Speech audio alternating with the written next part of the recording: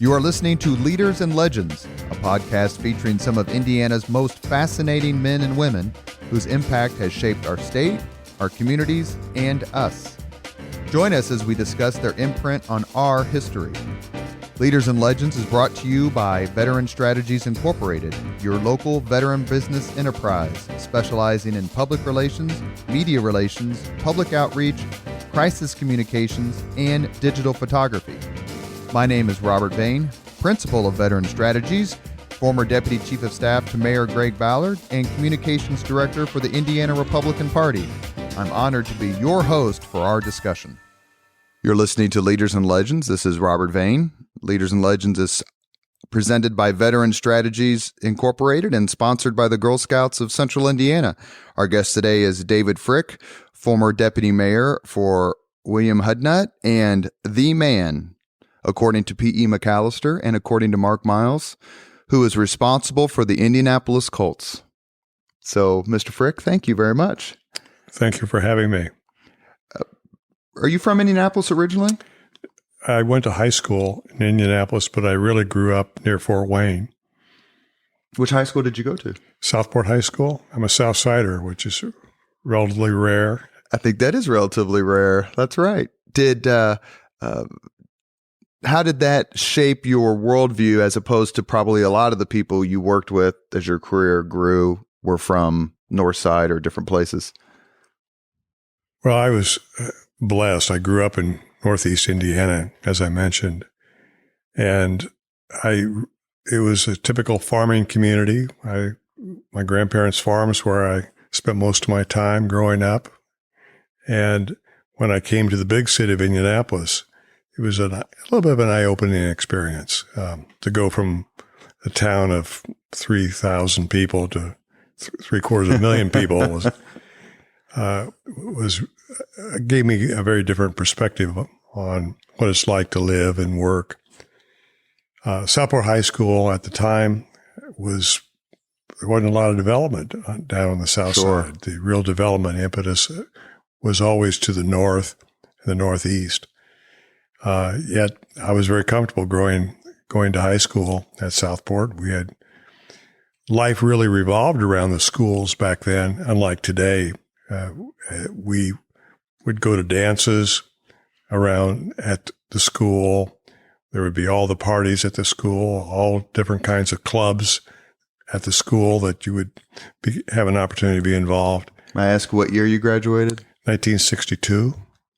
And so Perry Meridian was 15 years in the future then, so everybody was going. Everybody in the South Side. And if you talk to the long-term South Siders, they'll tell you that it probably was a mistake to create Perry Meridian, that there was projections on growth that really never materialized. And there was clearly room to have one little bit larger high school as opposed to two high schools, both of which were not quite as big as they needed to be. From Southport, you attended IU, is that correct? That is correct, from 1962 through 1966. Tell me about going to law school at Harvard. The Southport to Harvard pipeline, I can only imagine, was not very big. Relatively rare, I would say. What is it about Harvard that attracted you? Well, if you can get into Harvard legitimately. That's a good point these days. Correct. Legitimately. It's quite an eye-opening experience. I had the blessings of being married when I went to Harvard. So I had a spouse who was very supportive of the incredibly long hours I put in. How long have you been married? We've been married 54 years. For those of you who are wondering why there's silence, Mr. Frick is looking for confirmation from his wife, who's giving him the thumbs up. Did you meet anyone famous when you were at Harvard? Oh, sure. It's one of the advantages of going to Harvard or Yale or any of the schools along the East Coast is that there are people from very important families who have fathers or mothers who were successful in the business arena, the not-for-profit arena, or the political arena. And so you have an opportunity to interact and get to know, at one time, maybe a half dozen of my law school classmates who had gone on to legal careers, or in politics, or worked for the Defense Department, worked for the White House. So, what year did you graduate from law school? 1969. Any of your friends or acquaintances caught up in Watergate? No, but one almost did. Had the opportunity to work for Haldeman and in the executive office, and fortunately it didn't materialize. Did you take classes with any future Supreme Court justices or any other names we would Stephen necessarily Breyer, recognize? who's on the Supreme Court now. So Justice Breyer, appointed by Bill Clinton, I believe. I think that's correct. And I think he is the only one. The current Supreme Court has 6 people who are graduates of Harvard on the Supreme Court. Justice Breyer was the only one I was exposed to. Do you see folks like that when you go back? I mean, I'm trying to think of anyone else I know prominent in Indiana, went to Harvard. Luke Kinley would be the one that I would think of. Luke and I overlapped. So you knew Luke? I didn't know him, but he was at the business school at the time I was at the law school, or maybe he was a year or two after when he came to the law school. Because I know he also served in the military, yes, as I recall. So you leave Harvard. What's your next step? How'd you get back to Indianapolis? Well, it's kind of a convoluted way to get back to Indianapolis. Upon graduation, I had a commission to go into the Army in the JAG Corps. And if you remember, that was the height of the Vietnam controversy. And so I was thinking only in terms of a limited engagement. Lo and behold, the Army decided they didn't need any more lawyers, and which didn't break my heart, except I was going to be subject to a draft then. And I was fortunate that my number in the draft wasn't called. Do you remember your draft number? No, but it was pretty high. I do remember that. And so, because I would have enjoyed serving in the military as a lawyer, it would have been a great training ground for me. I didn't particularly want to be a grunt soldier. That's understandable. Those guys, what they faced is just incredible. But you came back to Indianapolis. Well, there was an interim step. I had the opportunity. I interviewed the large firms in Boston, New York, and Chicago, and ended up going to work for a large firm, Mayer, Brown and Platt, in Chicago. And after a year and a half there, they asked me to move to Washington, D.C., along with a partner, and we recruited some young lawyers to join the office there and to set up an office for Mayer Brown in Washington, D.C. And that's where I really had developed an interest in politics. Is the Harvard degree, I mean, do they, obviously I'm unaware, does the Harvard degree do they come running? I mean, was it like, once you graduate from here, don't worry about a job, these law firms are going to be all over you, you're just going to have your pick? Well, I think it does open a lot of doors, but most of my classmates deserve to have doors open. They were very talented people. And people have often asked me, what is it that struck you the most about your Harvard experience? It was the incredible brilliance of my classmates. And I've been blessed with, I think, a pretty good mind. But I realized that regardless of how hard I worked, I could never compete intellectually with some of my classmates and some of my professors. They were just very, very brilliant people. Was there the sense then, and then we'll move on, Harvard, Ivy League schools in general, take a beating these days for what's called grade inflation. Everyone gets an A. Was that your experience? Well, the law school was not that way. If I graduated with honors, and there was a pretty small group of people who got the honors, graduate with honors.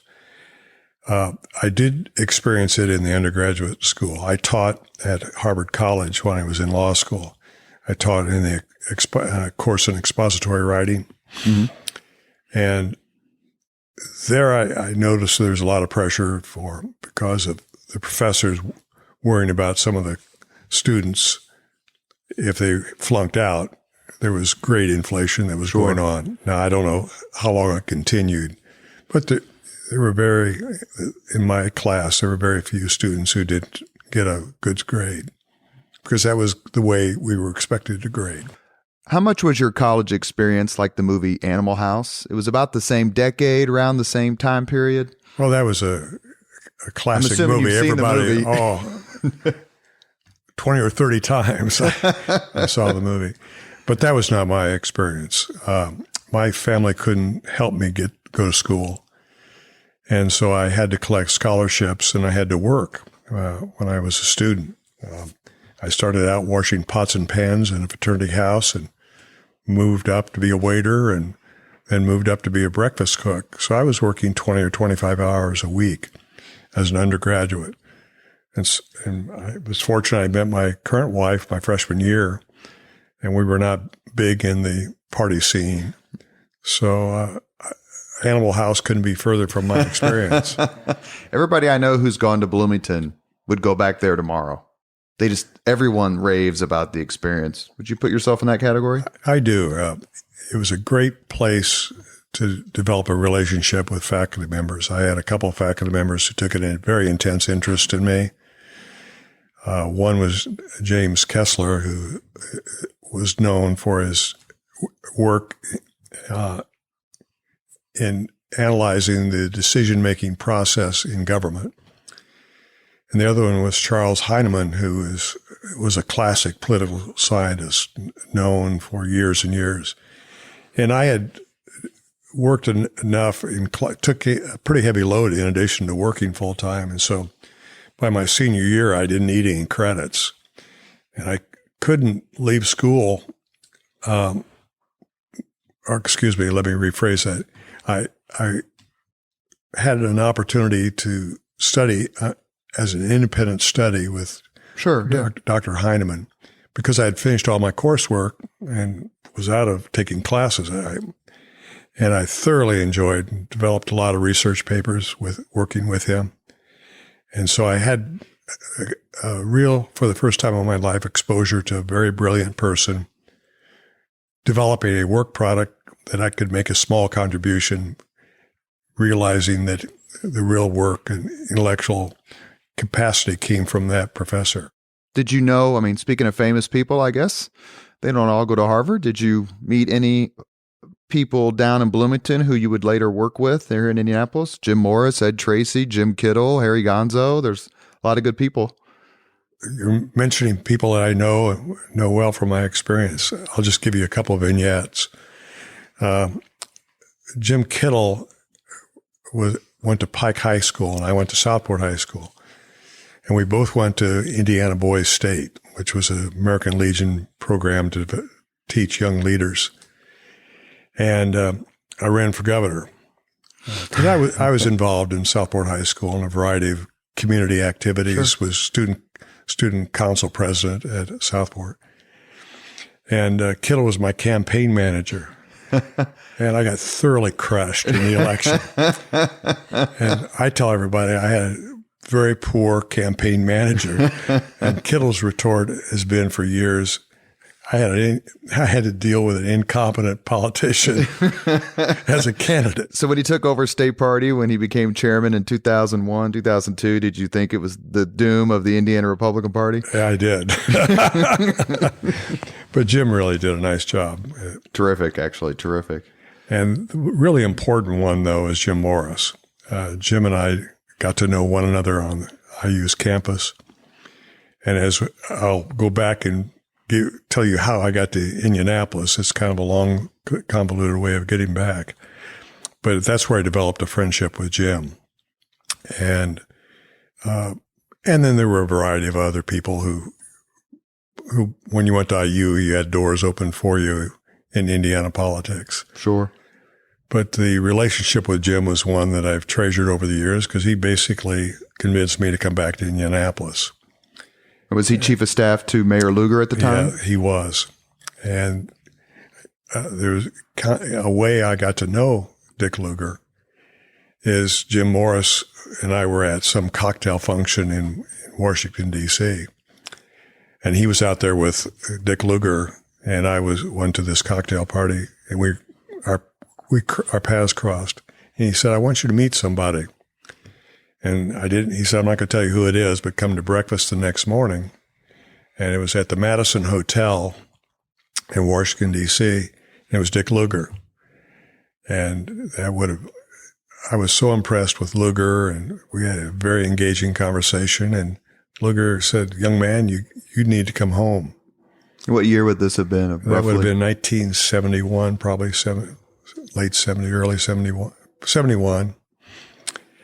And it caused me to start thinking seriously about coming back to Indianapolis. And fortunately, Jim's reconnection with him brought me back here. And so I've always been indebted to Jim for convincing me to come back. Well, I mean, Mr. Morris is going to be on this podcast. He's been very kind to me. And I mean, Jim Morris's career is modern Indianapolis. And those are one of the things I want to talk to him about. You're listening to Leaders and Legends, presented by Veteran Strategies and sponsored by the Girl Scouts of Central Indiana. Our guest today is David Frick, graduate of Harvard Law School, former deputy mayor for William Hudnut. 75, Richard Lugar decides he cannot run for a third term, so his time as mayor ends, and this fellow named Bill Hudnut decides to run for mayor. Hudnut was elected to Congress in 72, defeating Andy Jacobs, and then lost in 1974 to Andy Jacobs in the rematch. How well did you know Mayor Hudnut, Bill Hudnut? Well, I got to know him before he became mayor, I guess. Yeah, I was going to say, I really got to know Bill in his congressional campaign.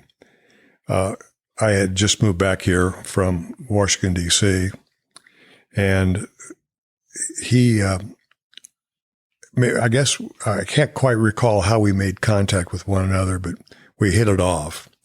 And so I worked on the issue side of that campaign, wrote speeches, press releases, developed policy statements, and became very, very fond of Bill. And that was a major upset when he beat Andy Jacobs.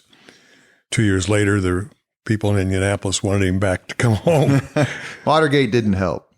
Well, that was because Lugar lost to Bai in a whisker. Even despite Watergate, he came close, and then Lugar wins election to the Senate in 76 against Harkey. Mm-hmm.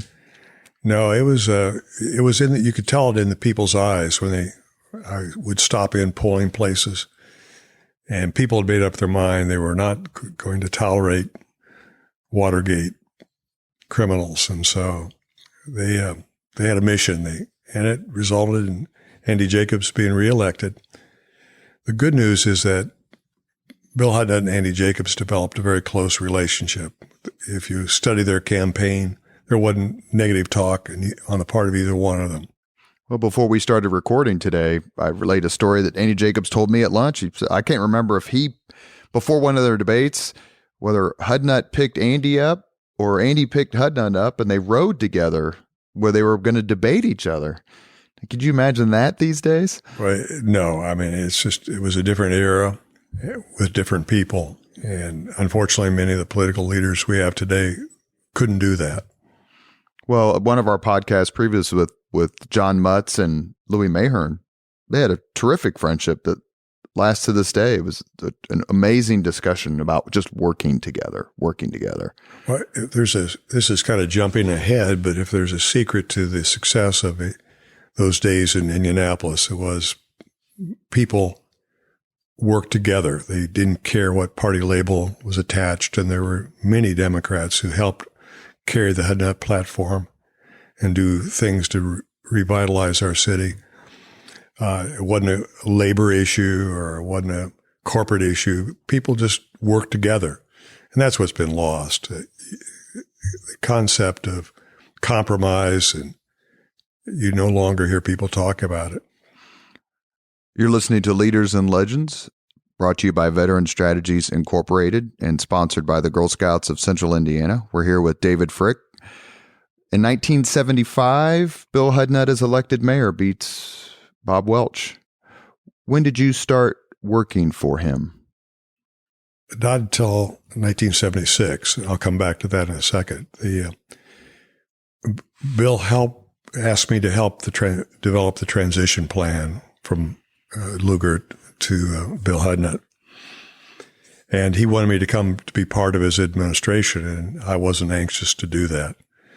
But as I was working on the transition itself, I caught the bug and agreed to come in and to work for him. And it's probably the best decision I've ever made, other than when my wife and I got married. You came in at a time on the cusp of several significant events, certainly one or two of them watershed events in the city's history. So let me kind of ask you about them very quickly. If I have my dates correct, it's July of 1977, the Pacers telethon. What was that like? I remember the Pacers, and I was born in 67. I can remember the Pacers in the ABA a little bit. I remember the telethon really, really well. But the notion of a telethon to save an NBA franchise, I don't know if it's been done before or since. It was a unique experience. Hudnut asked me to deal with a lot of my time on economic development issues. Now, I had some of the departments of government reported up to me, and others reported to Joe Slash or Tom Hasbrook before Joe. But Bill really said, I want you to help develop this economic development strategy. And so that at that time, it meant working with the Pacers. The Pacers were in the old ABA. They were one of 4 teams that were admitted into the NBA, but the NBA extracted an incredible pain for those four franchises coming into the NBA. Denied them fee and no TV revenue and no TV revenue. And so every year they would sell their season tickets, use the money immediately to pay off all the bills they'd run up for the prior year, and then struggle to figure out how they could operate for another year. And so after a couple of years of being exposed to that, and they really were going to be moving out of town, had we not done some form of raising the number of season ticket sales. And so that was the way, something that was proposed. I can't remember whether it was Bobby Leonard or his wife, but somebody proposed the idea. Mayor Hudnut was an active participant. He just didn't stand aside and say, everybody do this. He was intimately involved. Very much so. And we pulled it off. There was a number we set for the number of season tickets that we had to sell. I think it was more of a goal than an actual requirement.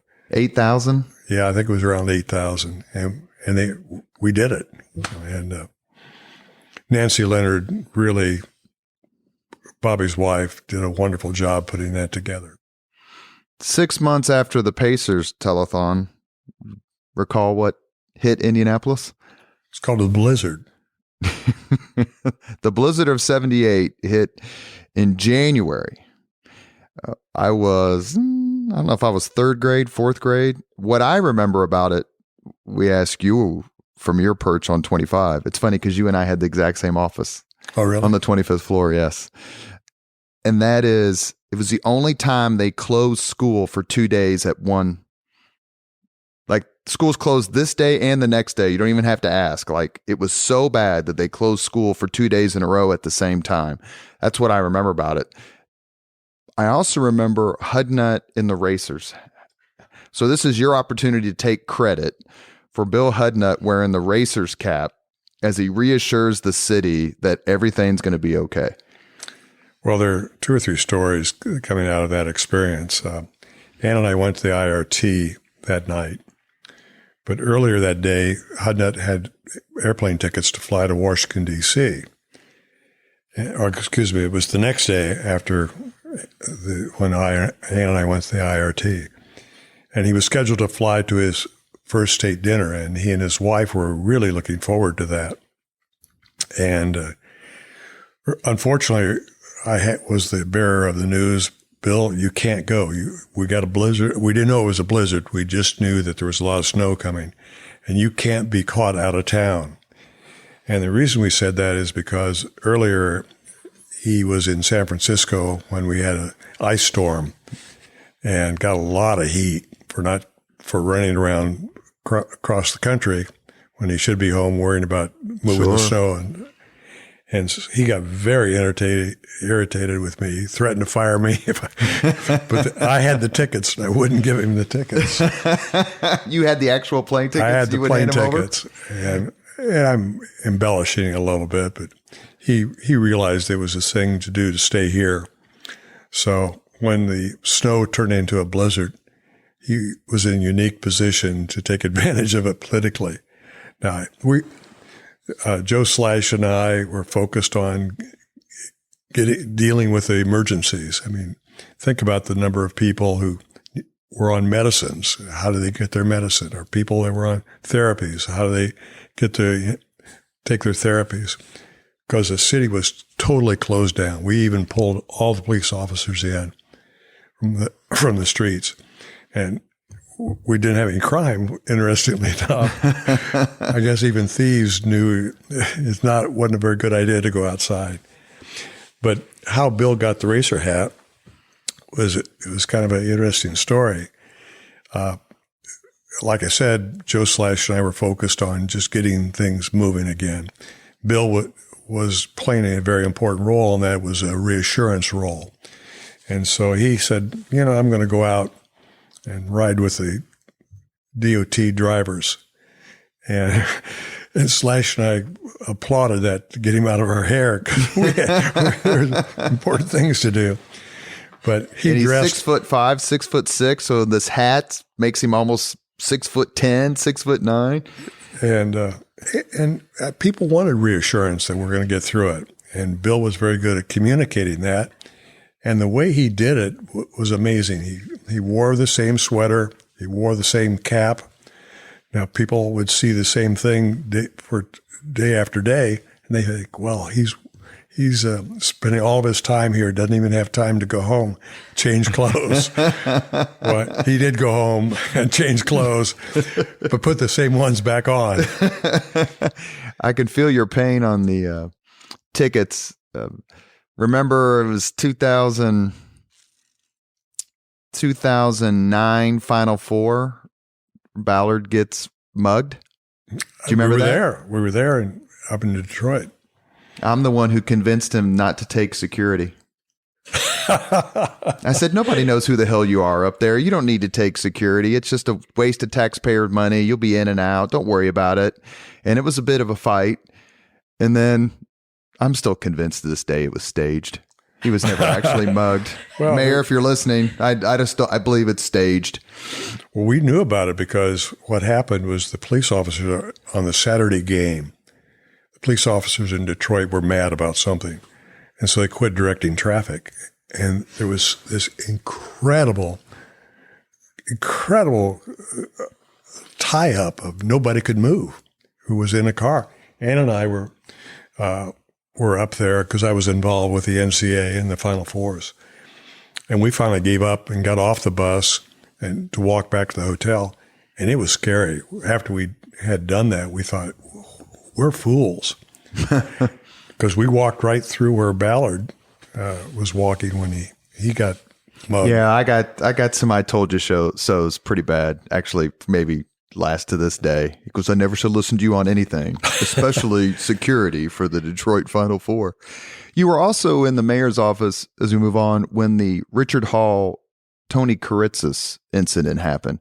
Actually, Richard Hall has agreed to come on the Leaders and Legends podcast, and I'm looking forward to that because I can remember that as a kid, mostly because of the profanity from Kiritsis, which was aired on live television. But just the whole event, what was that like when you were trying to figure out or help figure out how to save this man's life? Because that was ultimately the goal.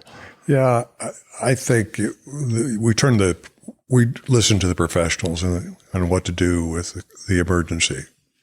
And so the police department was heavily involved. Fred Heckman, radio announcer or newsman, was heavily involved. But the pros knew what they were doing, and they gave the the advice, but it was weird to see a guy with a shotgun with tape to his neck and walking around in the downtown.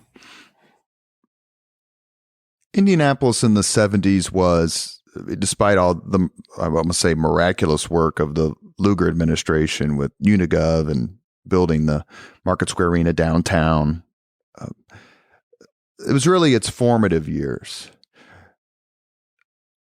And then Mayor Hudnut, along with others, of course, but ultimately it was his decision, decided to do something that remains almost a focal point of our history in an unprecedented event, I think, in modern history, municipal history, and that is build an NFL-ready stadium when the city has no NFL team.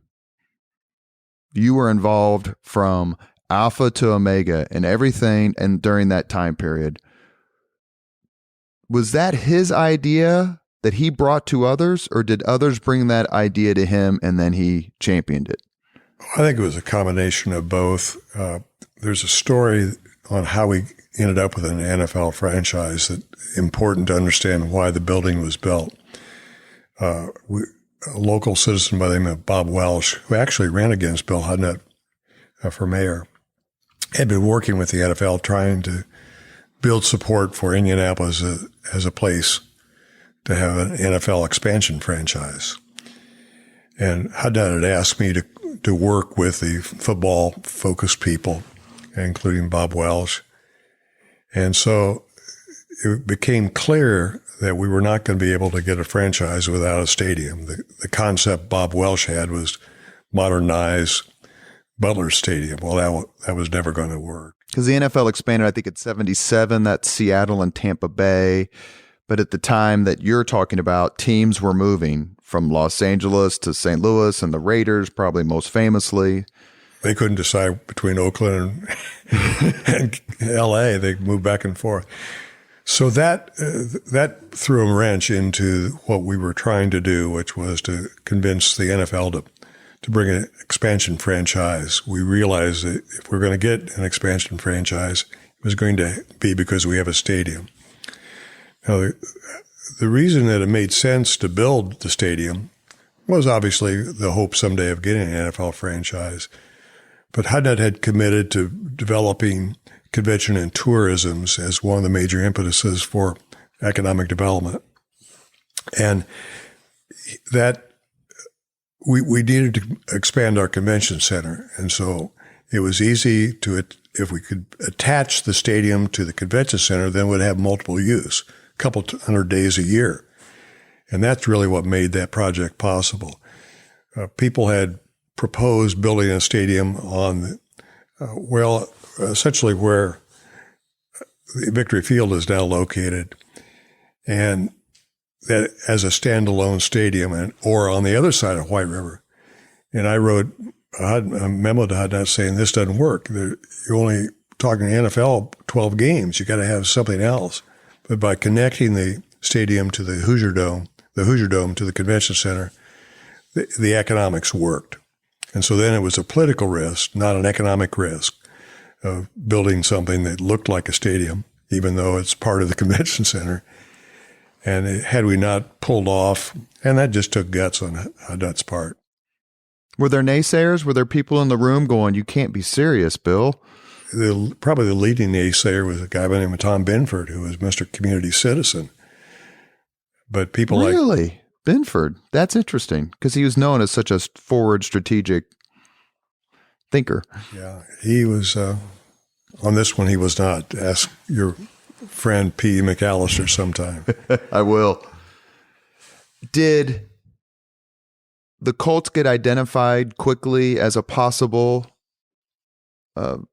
relocation franchise? The answer is no. Again, I was working with a group of citizens here in town who were trying to figure out how we could convince the NFL to award an expansion franchise. Unfortunately, expansion franchises were put on hold because of the mobility or movement of these franchises, existing franchises between town and the NFL trying to get control of it and being fought in court by primarily the Raiders. It's the famous Pete Rozelle, Al Davis feud. And we had been trying to develop a good working relationship with the NFL. I can't tell you how many times I flew to New York and met with them on an issue or two on the design of the stadium. Some reason to get in front of them. We finally got this top staffers in the NFL to come out for events, the 500-mile race. Oh, sure. And then it's in its heyday, so you could prove that you could put on big events, the biggest in the world. And so we were working to build that expansion franchise. When we, at the Super Bowl, and I want to say it was in the 1994 Super Bowl, Tom Shine, who helped build a company called Logo 7 in our town, heard that Bob Irsay was starting to look around for a new home for the Baltimore franchise. So the 84 Super Bowl. 84 Super Bowl, excuse me. And so he brought that to his boss, Herb Simon, or his good friend Herb Simon, who then called Hudnut and myself and told us. And so then we reached out to the Colts and say, hey, if you're thinking about relocating, we've got a brand new stadium that's almost done, and why don't you come out and take a look? And that started a process that took about 6 weeks from the time we started until they got in the moving vans and came to Indianapolis. Do you believe the Colts, let me say that differently, do you believe Baltimore would have seized the team through eminent domain? Well, because that was the threat, and I think that was the proximate catalyst to them calling, saying, come get us. Is that correct? That's correct. And it's interesting that you recognize that. I don't think Irsay would have moved the Colts, even though the NFL was putting a lot of pressure on him to do so. Had the legislature violated a promise they made to Bill Hudnut, to Bob Irsay, which was that we will not use eminent domain to acquire the Colts franchise. And they started a legislative process in which they suspended rules and passed in one house the bill unanimously, and then they did the same thing the next day. And Irsay picked up the paper and saw that and said, I got to get out before the Colts are seized through eminent domain. And I think Baltimore would have done that. And so they really forced him to leave. Do you think the fact that you had a Harvard law degree helped you connect with the NFL and Baltimore and the East Coast folks, whereas if you'd had a law degree from Iowa State or New Mexico State, that maybe they would have looked at you a little differently? Do you think that gave you some credibility? Oh, it may have. I'm giving it to you. Yeah, so, do you want to take it? I wouldn't. No, I don't think. I think anybody who was a deal maker, and I was a deal maker, I knew how to put significant transactions together, both as a lawyer and when I was in government. So that was the more important thing, is how you try to get people to come to an agreement. And we were able to do that because Mr. Irsay relied upon his attorney, Michael Chernoff, to do a lot of the heavy lifting on terms of location. And I developed a close relationship with Mike Chernoff in this process. And there was a lot of uncertainty on the part of our side. Is he really trying to use us to get a better deal someplace else? Sure. And on their side, will we really deliver what we're promising? And I think we got through almost all those issues because Mike Chernoff and I just understood one another. And we concluded by working together, we can craft an agreement that will work for Mr. Irsay and work for the city of Indianapolis. Who got to call Mayor Hudnut and say, they're coming? Well, there were two calls. Michael Chernoff called me and said, we got to get out of Baltimore, and describe what the legislature was doing. And Bob Irsay called Bill Hudnut and said essentially the same thing. And so Michael Chernoff flew down to Indianapolis. We had some paperwork we had to get cleaned up. And then he got on a plane and flew to Baltimore. And Middle of the night, they started moving. When you see an image of the Mayflower trucks, what does that bring back to you in terms of like the memories of the process and how the city came together? Like whatever you need. It's like whatever you need. No questions. Just tell me what you need. Well, the Mayflower move was one where Bill Hudnut's next door neighbor was Johnny B. Smith, who was the CEO of Mayflower. And Johnny B. in one of his pontifications said, well, if you want to move the Colts to Indianapolis, I'll move them free. And so Hudnut called him and said, guess what? You got to move them free. And how did you keep the secret? How long before the phone calls that you described took place before it got out? Well, it got out when they started pulling trucks at the Colts headquarters. But I think before then, no one in Baltimore knew. And there were only a handful of us in Indianapolis who knew what was going on. In the middle of the night, which is undercover darkness, you hear that used a lot, was simply a product of time. Michael Chernoff had to leave Chicago, get on the company plane, fly to Indianapolis. We had, like I said, a lot of paperwork we had to clean up. And by the time we got that done, he got on the plane and flew to Baltimore. It was starting to be 8 or 9 o'clock. And so that was simply a product of the way event unfolded, because there was no real issue of trying to sneak out in the middle of the night. It just, the time worked out the way it worked out. Is it true or apocryphal that Bob Irsay, the then owner of the Colts, looked at the color scheme inside the then Hoosier Dome before it became the RCA Dome and said, these are the Colts colors. Maybe this is meant to be. That's how I've described it. Those words have come from me. I was the person who took Bob Irsay over to the stadium, and we walked into the stadium, and Bob Irsay was never quiet. He talked all the time, and he became very quiet. And I was puzzled. And I said, are you okay? And he said, I look at the silver upper deck bench seats. I look at the white roof. I look at the lower deck blue seats. Those are the Colts colors. It's meant to be. And I knew at that point it was simply a question of that he wasn't using you as a bargaining chip. We could get this deal done.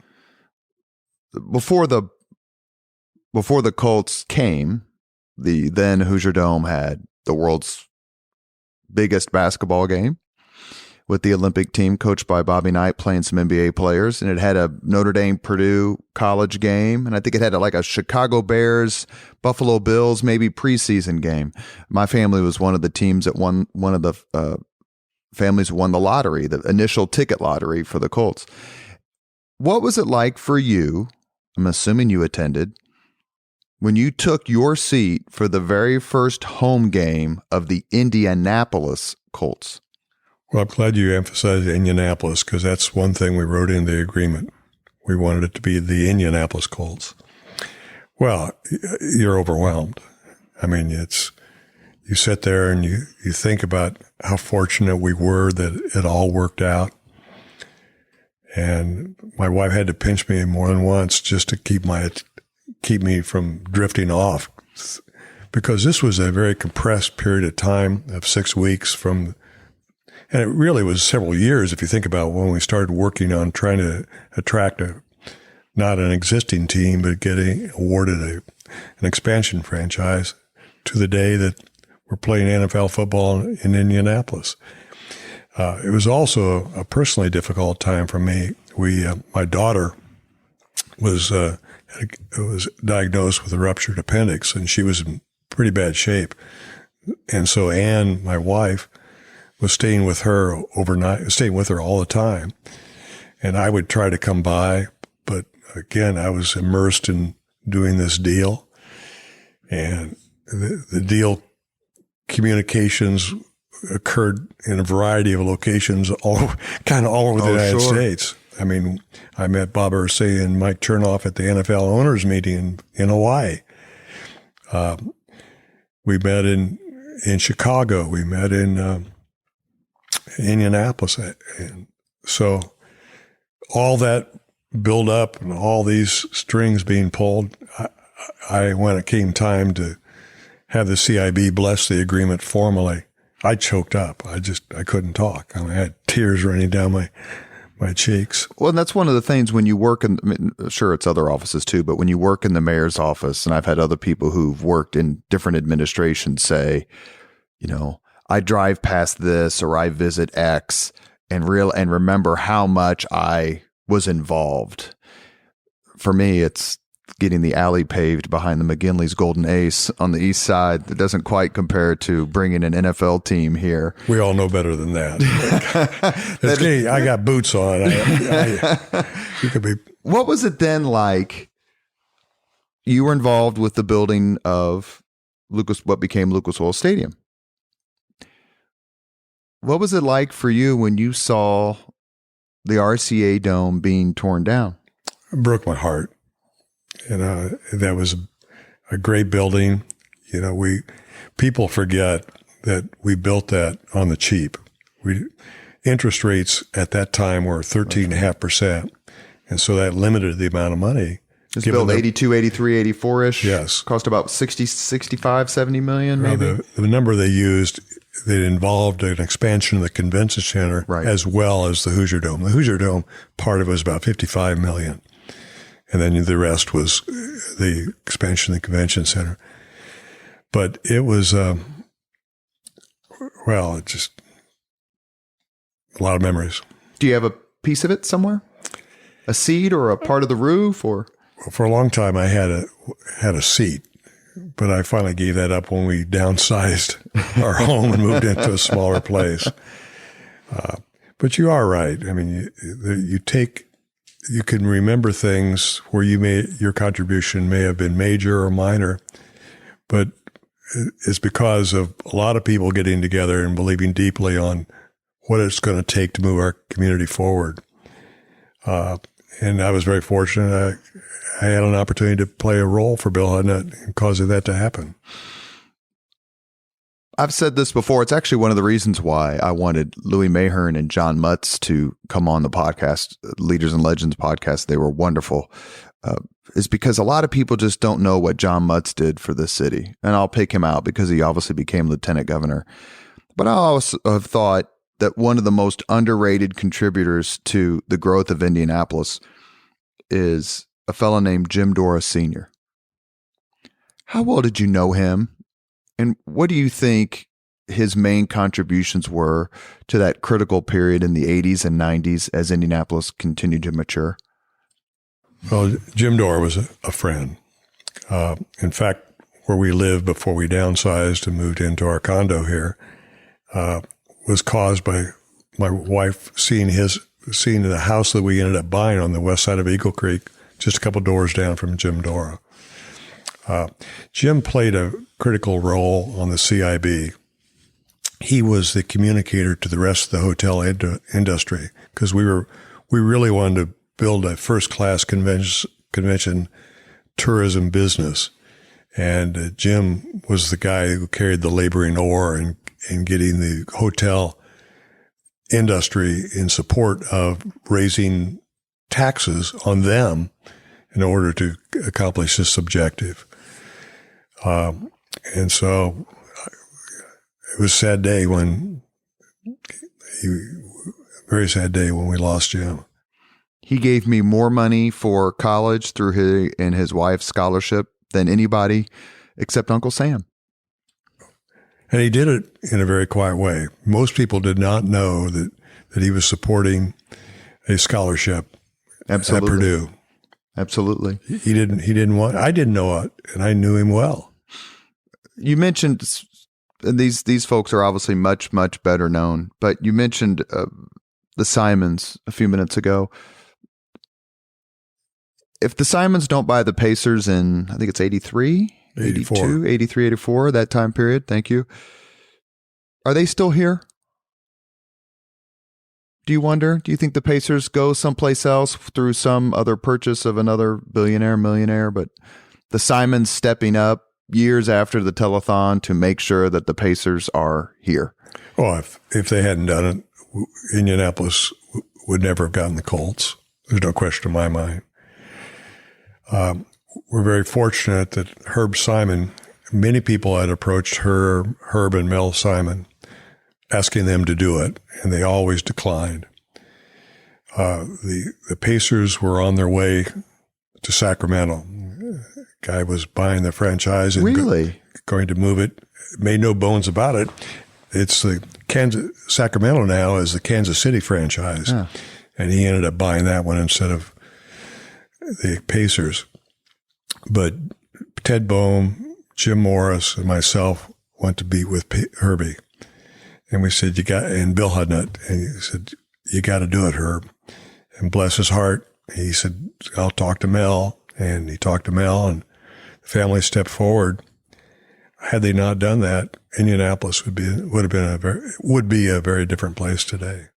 In general, when you hear someone be critical of giving money to sports teams and why do we do all this when there are other critical needs and pressing problems facing the city, when the overall sort of sports tourism convention strategy kind of started by Lugar, of course, but really given turbocharged by Mayor Hudnut. When people criticize that, what's your response, rebuttal?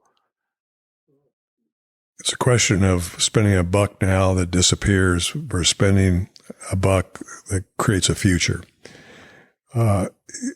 Looking at the sports as a athletic event is the wrong way, I think, to look at it for Indianapolis. What we were looking for is what are the economic engines that will drive this community?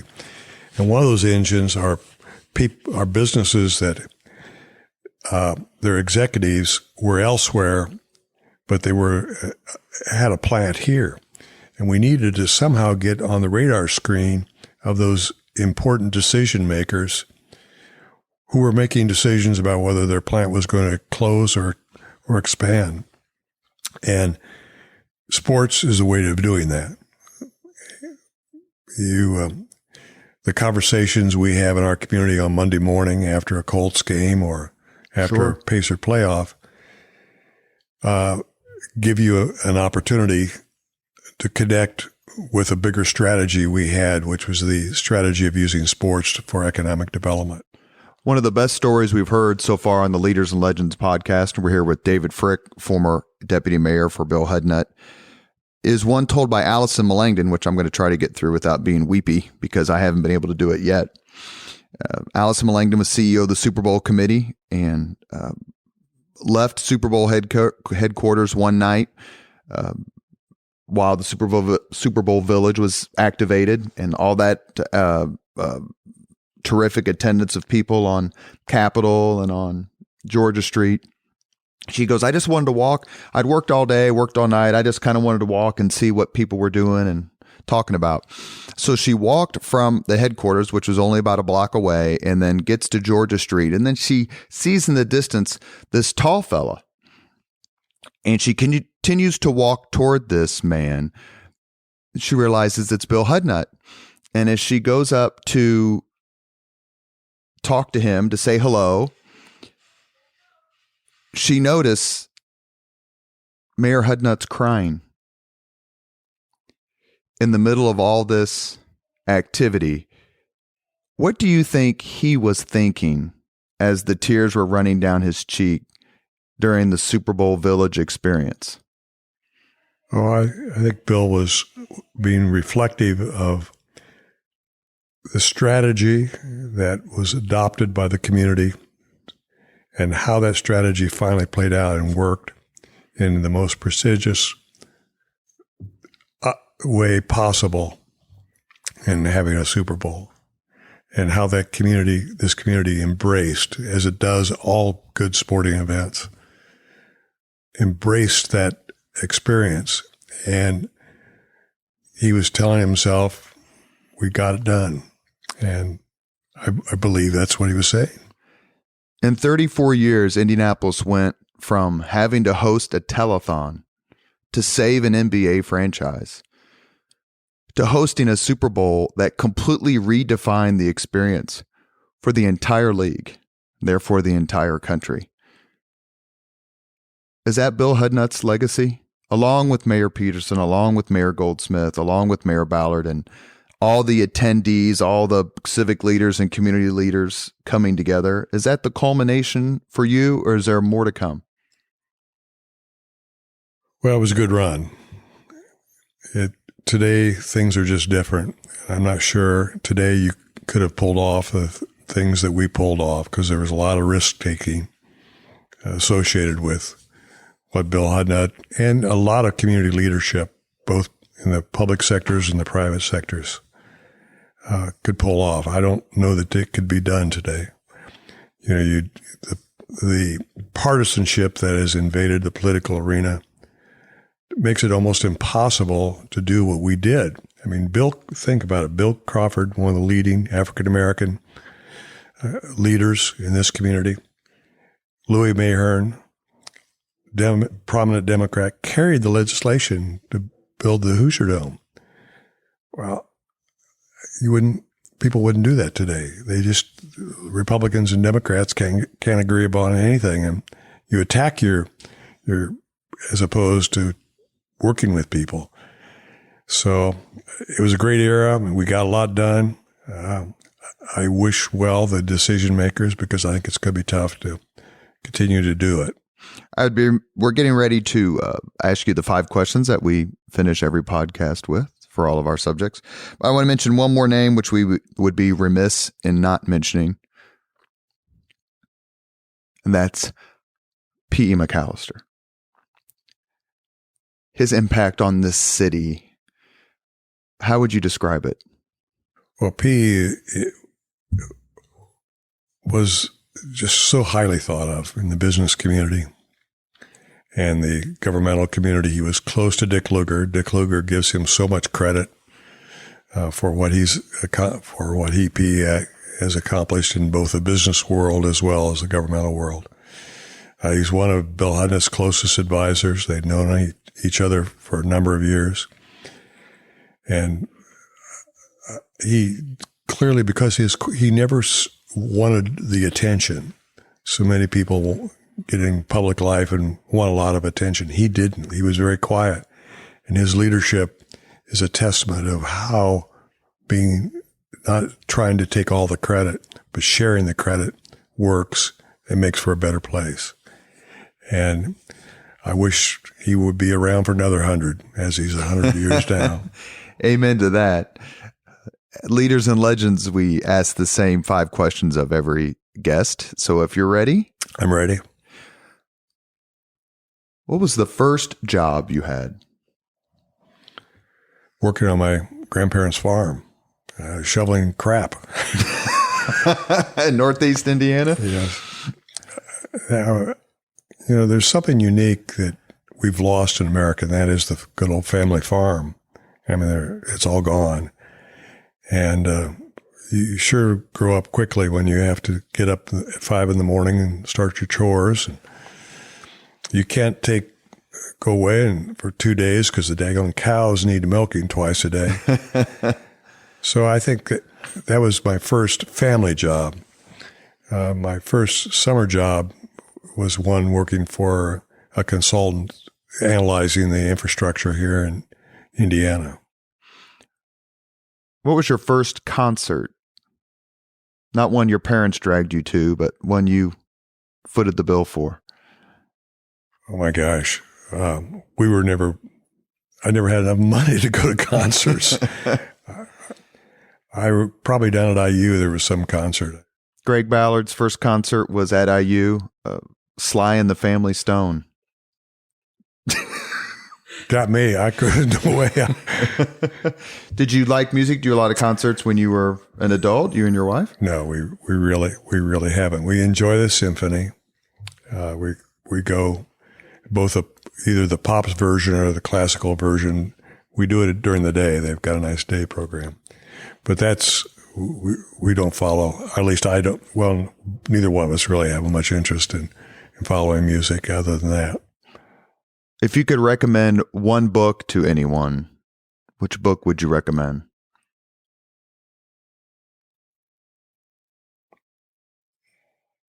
There's so many great ones. I'm not sure I could answer that one book. History book? It would be something in history. Do you have a particular figure with whom you would more closely identify? I've read a lot about Lincoln. How he kept our country together. I wish we had him around again. So it would have been one of the series or one of the books probably involving Abraham Lincoln. If you could witness any event in history, which event would you choose? Be there, see it happen, live. I think I would have enjoyed watching the Yorktown battle, how it unfolded. So October 19th, 1781, Washington and the French take on the British. Trapped on the peninsula, the British, and how they led up to the fact of being able to confront them on terms favorable to the Americans. It would have been fun to sit in the strategy meetings. And it was interesting. There was a famous naval battle right before the surrender called the Battle of the Capes, where the French defeated the British, and then the British can't rescue Cornwallis. How deferential the French general was to Washington, even though, he had all the experience and the French had the money, but he let Washington do his thing. Well, you clearly have read more than I have, but the thing that I remember most is the talent that from Europe, some leading people in Europe had in coming over, and Pulaski is a good example of coming over and helping us in the battle, and how Franklin ever convinced the French to come help us. There's a great book. It's called The Great Improvisation by Stacy Schiff. It's all about what you just said, Franklin convincing the Europeans to help us. Last question. If you could have dinner with anyone in the world right now living for a couple hours just to talk or reminisce, whom would you choose? Well, I'm tempted to think in terms of historical figures or religious people. But given such a short time we have on this planet and the importance of family, I just like to be surrounded by my grandkids and my wife and my 2 kids, and just spend 2 wonderful hours with them. You have been listening to Leaders and Legends, presented by Veteran Strategies and sponsored by the Girl Scouts of Indiana. My name is Robert Vane, and we have been honored to spend the last hour with David Frick. It's easy to list mayors and senators and governors and representatives as people who've made an impact on this city. But on the Mount Rushmore of people who have changed Indianapolis, David Frick's face is right there. Thank you. Thank you. Thank you very much for listening to Leaders and Legends, brought to you by Veteran Strategies Incorporated. If you want to contact us about this program or our menu of public relations services, please send us an email at robert@veteranstrategies.com. That's robert@veteranstrategies.com.